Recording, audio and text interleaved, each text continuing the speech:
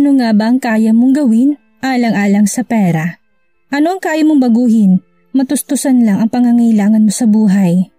Si Athena Forto ay isang simpleng dalaga na may mapangakit na muka at sa kabila man ng kahirapan, hindi niya naisipang gamitin ang ganda para lang makaahon sa hirap at sa halip babaguhin niya ang kanyang itsura, makahanap lamang ng marangal na trabaho kahit may halong panluloko. Bilang isang diyosa, magta-transform siya bilang isang pangit na babae para makuha niyang posisyong ina-applyan niya bilang sekretarya.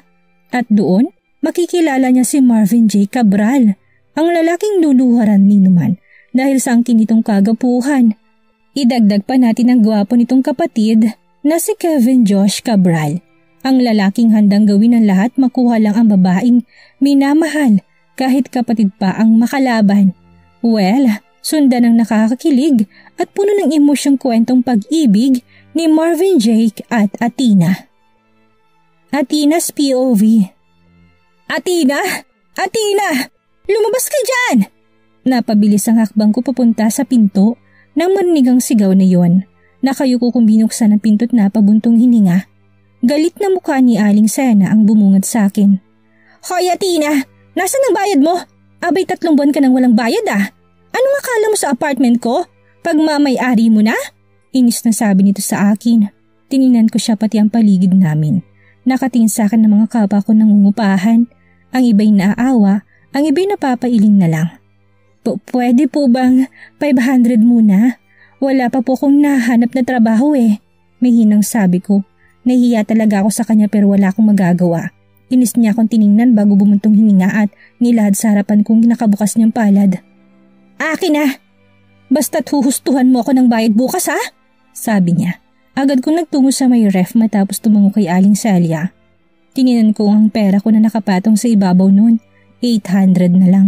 Tapos ibibigay ko pa sa kanya yung 500. Isang linggo ko pa sana tong budget eh. Mauubos na rin ang groceries ko.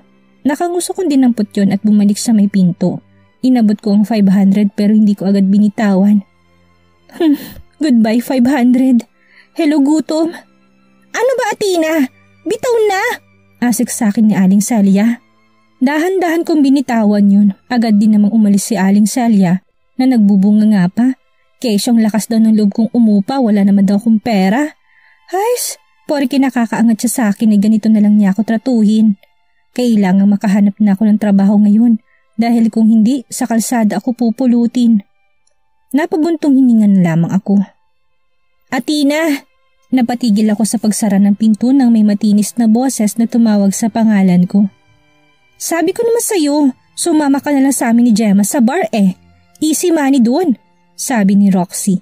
Kilala siya nagtatrabaho sa bar dito sa lugar namin. Gabi-gabi itong nandoon sa bar at pag uwi niya kinabukasan ay marami na siyang dalang pera at grocery. Noon niya pa ako inaalok pero tinanggihan ko yon. Hindi ko kasi kaya.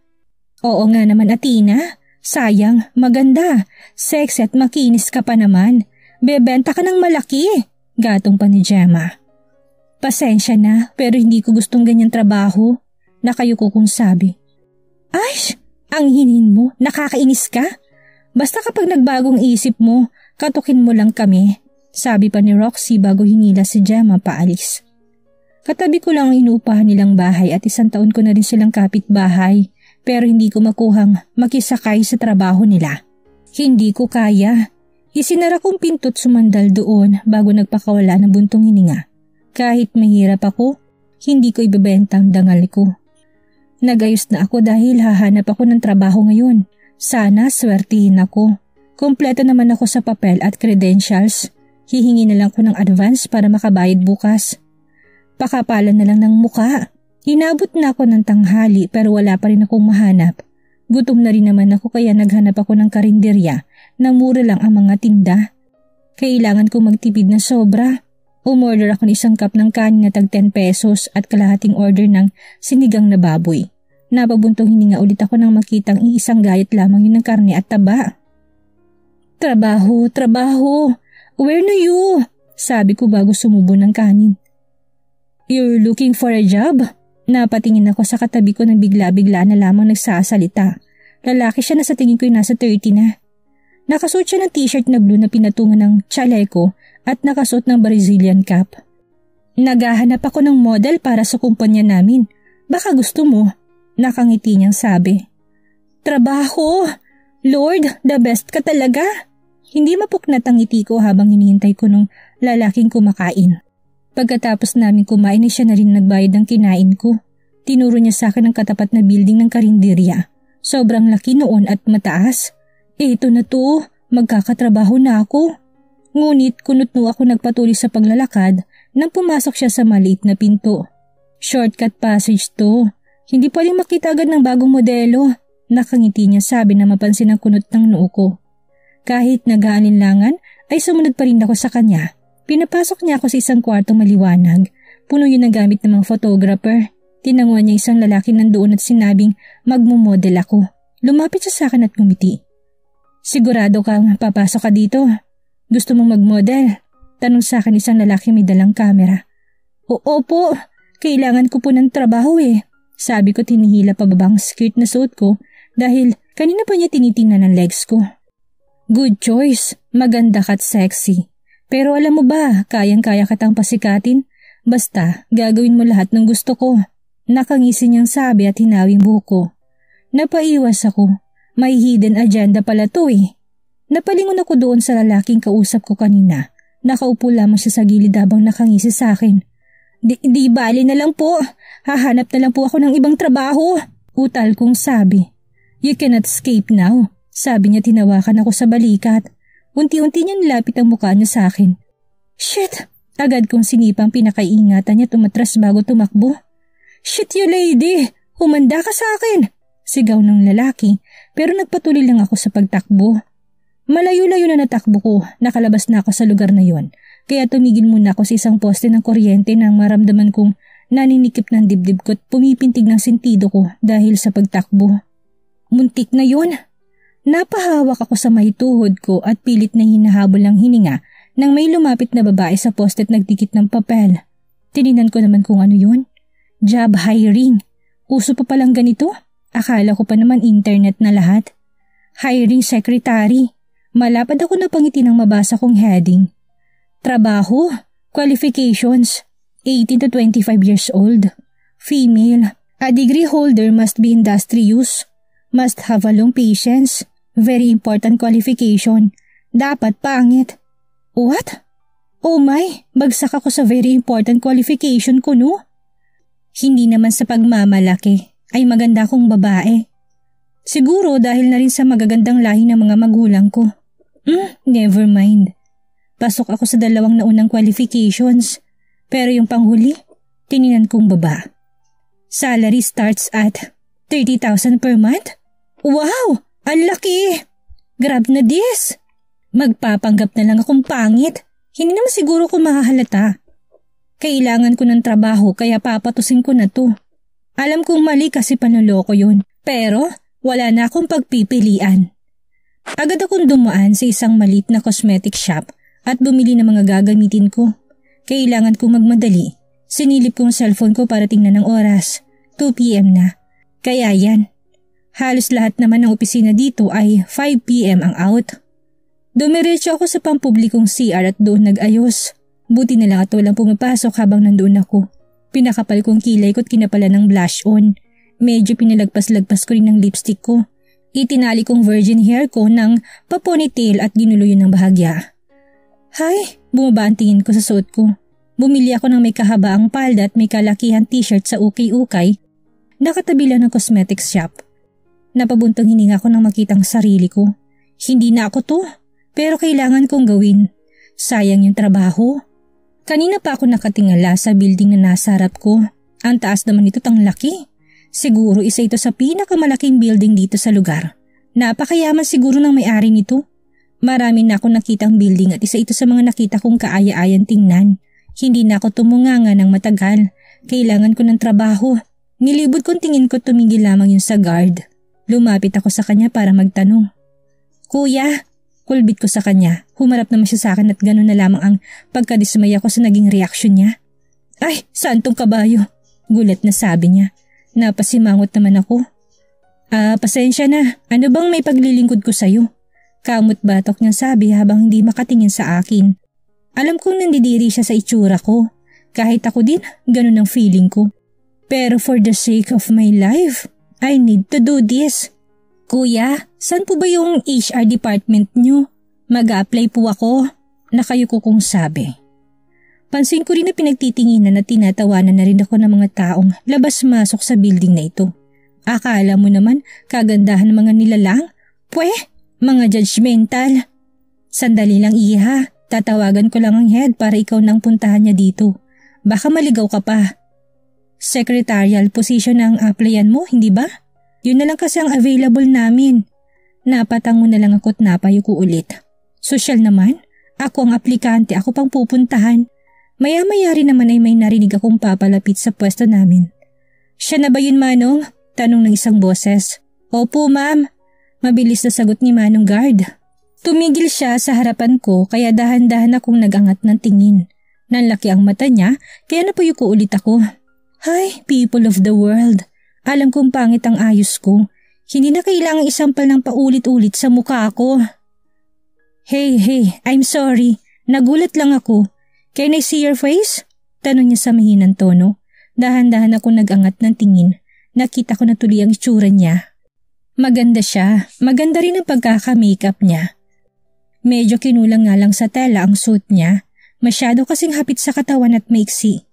Wala kayang dress code dito? Hindi kasi pang office ang suit niya eh. Perfect, sabi niya.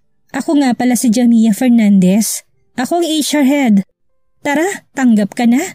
Nanlalaki ang mata kong tumingin sa kanya. Ganun? Wala nang interview? Wala nang tingin-tingin sa biodata o resume? Ako po si Athena Forto. Pagpapakilala ko sa sarili ko. Tumango naman siya, tinawakan ng wrist ko. Halika, ipapakilala na kita sa boss mo. For sure matutuwa yun, sabi niya. Napatingin ako sa paligid. Ang ganda naman dito. Napapanguwi na lang ako nang pinagtitinginan ako ng ibang empleyado at pagtawanan. Huwag mo silang pansinin, mainggit din sila sayo. Sabi pa niya bago ako hinatak papasok sa elevator. Kami lang dalawang nakasakay dito kaya medyo nakatakas ako sa paningin ng iba. Nakakapos din pala ng hininga kapag tinititigan ka ng mga mapanutyang mata. Nakaka-suffocate. Ma'am Jamia? Babae po bang magiging boss ko? Ginitian niya ako at pumindot ng floor number. Lalaki siya? Gwapo girl? Napangiwi ako nang tumili siya. Ay, sorry. Nga pala, may rule ang gwapo nating boss sa lahat ng sekretary niya. Na unfortunately, hindi nasunod. Napanunok ako. Mahirap sigurong rule na yun kaya hindi nasunod. Ano po ba yun? Never fall for him, Athena. Sabi niya habang nakatingin ng diretso sa mata ko. Napakunot ang noo ko. Para namang hindi mga professional ang dating nung mga secretary. Dapat trabaho lang kung trabaho. I will never, ma'am, sabi ko. Hope you can keep that. Ganyan din ang sinabi ng ibang naging secretary pero walang nangyari. Na-fall pa rin naman sila kay boss. At saka, huwag mo na nga akong tawaging ma'am, Jamia na lang, sabi pa niya. Napatango naman ako. Sige, Jamia. She smiles at me. Pero napawi agad yun. I hope magtagal ka sa kanya. Sabi niya, bago bumukas ang elevator. Naglakad na siya kaya nakayuko akong sumunod. Kinukondisyon ko ng isip ko. Inhale, exhale. She knocked 3 times on a black double door. I assumed that this office was big since double door ang gamit. Napakaluwag siguro sa loob. Come in, sabi ng baritonong boses mula sa loob. Dahan-dahang binuksan ni Jamia ang pinto't pumasok. Dito ka muna sandali ha. Sabi niya bago pumasok, pero iniwan niyang nakabukas ang pinto. Marvin's POV. Good afternoon, boss. Bati ni Jamia. I look at my wristwatch. It's almost 3 p.m., 2 hours before the end of office hours. Usually, wala nang umakyat dito kapag ganitong oras, so this must be an important matter. Boss, may bago na po kayong secretary. She's waiting outside. Nakangiti niya sabi.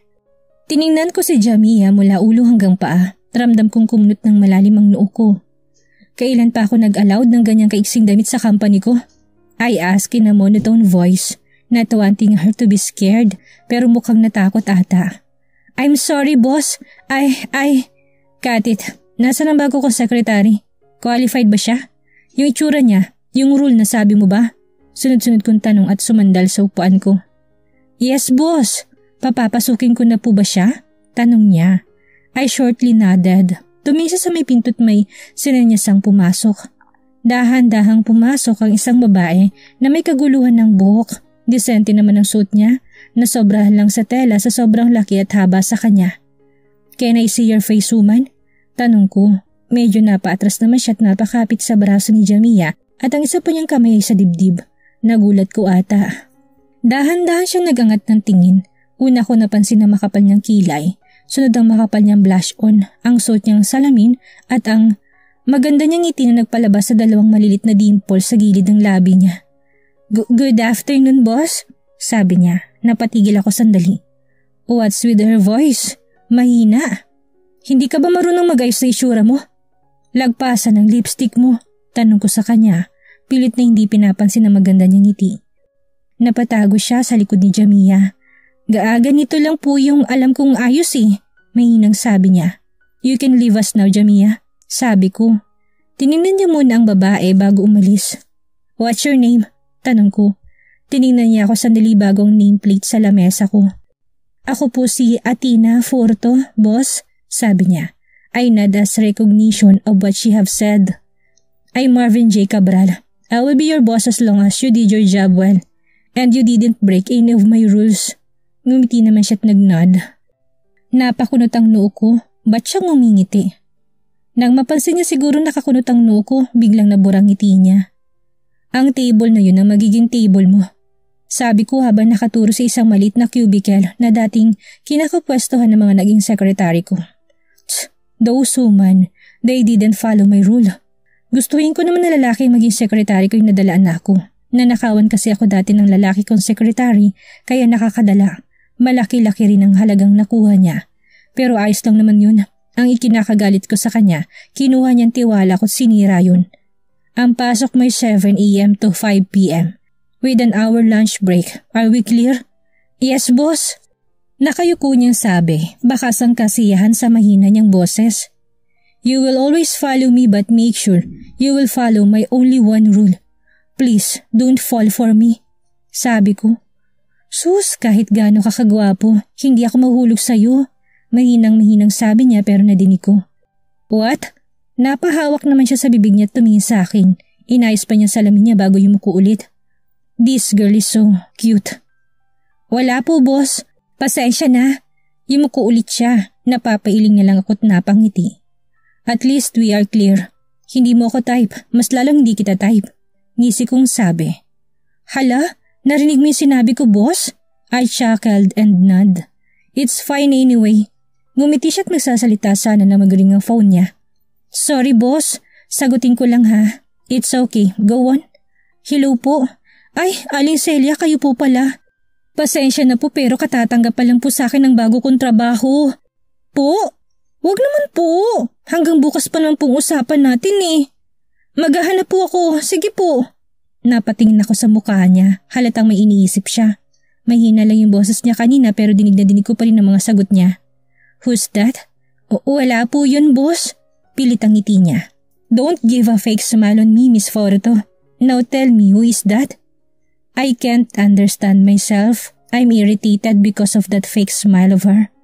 Boss, kasi personal matter po. Napayuko siya, kitang-kita kong bumagsak ang luha sa mata niyang, pahihirin niya yun. Agad at alanganing ngumiti sa akin. I was about to scold her about her smile when she just say a shocking words. Boss, kahiya-hiyaman pero pautang ako ng pera. Athena's POV. Napaka talaga ni Aling Celia. Pinapaalis na ako ngayon dahil kulang daw yung 500. Isinabi niya kanina hanggang bukas daw. Ang hirap talaga kapag tumatanda ng tao. Pabago-bago ng isip. Napanguso na lamang ako. Ayokong tumira sa kalsada. Pinahiran kong luhang tumulo sa mata ko. Nakakainis. Nasa harap ako ng bago kong boss eh. Nakakahiya, baka bigla niya akong tanggalin. Manghiram na lang kaya ako kay Jamia o kaya sa Manong Guard. Kaso nakakahiya. Kanino ko mangungutang? Pailalim ako sumulyap kay boss. Nakatingin lang siya sa akin at nakakunot ang noo. Sa kanya lang kaya ako mangutang. Total pagtatrabahuhan ko naman sa kanya eh. Inhale, exhale. Kapalan na todong mukha mo. This is it. Boss, kahiya-hiyaman. Pautang ako ng pera. 1, 2, 3, 4, 5. What? Napangiwi ako sa sigaw niya habang kumukurap. Takte, 5 seconds delete tapos what lang? Boss, katatanggap ko lang sa'yo hindi ka pa nga nag-uumpisa. Napanguso naman ako na payuko. Paano ko kaya sasabihin sa kanya? Magsinungaling kaya ako. Kaso peke na nga yung katauhan ko sa harap niya. Dadagdagan ko pa ng pagsisinungaling. I will tell him the truth kahit na nakakahiya. Alam ko po boss, pero ayaw ko pong tumira sa kalsada. Kalsada? Why? Boss kasi 3 buwan na po akong hindi nakakabayad ng upa. Nakakahiya, imagine, kakahair lang sa akin tapos ang lakas ng loob kong mangutang. Wala ka bang magulang? Kaibigan? Napalunok ako at tiningnan siya ng diretso sa mata. Parang piniga ang puso ko dahil sa mga salitang pamilya at kaibigan na sinabi niya. I bow down my head for a while and heave a deep sigh before I look at him again. Dapat ay hindi mo na binanggit ang mga yun. Insensitive man. Aalis na po ako. Maghahanap pa po ako ng pera. Matigas kong sabi. Yumuko ako ng bahagya bago tumalikod. I know, nakakawalang galang yun. But I don't really care right now. You hit me under the belt, boss. Marvin's POV. Did I say something wrong? Bakit ganun ang tono niya? Athena, wait! Mabilis akong umalis sa pwesto ko at pumunta sa likuran niya. I grab her wrist to make her stop. Sa paglapat ng kamay ko sa braso niya, tila may mga boltaheng hinatid to sa akin. I shrugged to not entertain that annoying thoughts on my mind. Please boss, I need to find money right now. Tinitigan ko siya sa mata. I can see pain on those beautiful eyes. What did I do? Ang binanggit ko lang naman kanina ay ang pamilya at kaibigan niya. Oh, I hit her under the belt. Masyado yung personal. May problema siya sigurado sa mga yun. Pero ano at bakit? Bumuntong hininga ako at binitawan ng kamay niya. Papahiramin na kita. Magkano ba? Tipid siyang ngumiti. Ni hindi nga nito napalabas ang 2 malilit na dimples niya sa sobrang tipid. Ano lang po boss? 6K lang. 3 buwan na po yun. Kahit ikaltas nyo na lang po sa sasweldohin ko. Nakayuko niyang sabi. Kahit mahina ang boses niya, iba pa rin yung kanina. Bakas kasing lungkot sa boses niya ngayon. Paano yung upa mo ngayong buwan? Yumuko siya at ngumiti ng bahagya. Hahanap na lang po ko ng ibang mauutangan. I sighed and turned around. I walked through my desk and sat down on my chair. Binuksan kong cabinet ng lamesa ko at kinuha kong wallet. Take this. Sabi ko, inabot naman niya agad yun. Kumunot ang noon niya bago nagmamadaling binilang ang perang binigay ko. Ha? Boss? 6K lang hinihiram ko? Bakit po 10K to? Sa'yo na yan. Wag mo nang bayaran. You can also go home now. Basta pumasok ka bukas ng 7 a.m. Bumalik na ako sa ginagawa ko pero napansin ko nakatitig lang siya sa akin. Tinaasan ko siya ng kilay. Why? Wala po boss. Ang bait niyo po pala. Salamat po Aalis na po ako. Yumuko na siya tumakbo palabas. Bakas ang saya sa tono niyang yun. Dahilan para mapangiti ako. Did you say that I'm kind? And I smiled because she was happy with the money that I gave? That was not me. Napahilamos ako ng mukha. Bakit ko nga ba siya tinulungan? I love seeing people suffer. Bakit ko siya tinulungan? I destroy someone's life and erase them on my way. So bakit ko siya tinulungan? And then sinabihan pa ako mabait. I heave a sigh, then suddenly may annoying phone rings. Napatas ang kilay ko na mabasa ang pangalan ng walang hiya kong kapatid sa caller ID. Ano na naman kayang trip nito sa buhay? Kevin calling. Walang gana kong bungad sa kanya. Yo bro, I'm on my way home. Uwi ka ng maaga I gotta see you. Mamaya pa ako uuwi. Ayoko makita yung mukha mo. Pabiro man ang pagkakasabi ko'y alam kong ibang dating sa kanya. Oh, come on bro. Minsan lang ako umuwi. Napabuntong hininga ko. Alright, I'm going home now. Thanks bro, you're the best. Malutong pa itong nagpakawala ng tunog ng halik na kinangiwi ko. Tsk. Kevin and his weirdness. I hung up the phone. Kevin is my brother. He is a year younger than me. He is a flight attendant in Cabras Airport, our lolos. Minsan lang talaga siya umuwi at kung umuwi man siya, 1 month ng pinakamatagal. Inayos ko ng mga gamit ko takmang aalis na ako nang may mapansin ako sa sahig. Black and white na panyo. Kay Athena ba to? Dinampot ko yun pero may picture na nalaglag. Tininan ko yun, isang magandang babaeng nandun at may nakakbay sa kanyang lalaki. Nakatingin sila sa isa't isa at nakangiti. They are looking at each other as if their world was fucked by word love. Napatitig ako sa babae. Sa ngiti niya, to be specific. Her smile, parang ngiti ni Athena. Kevin's POV. I bang my head through the beat of the music. This rock song really take my mood on its highest. Nakaka-relax, nakakagutom mag-drive. Narinig ko na magwalang mga alaga sa tiyan ko. Makapagmerienda muna.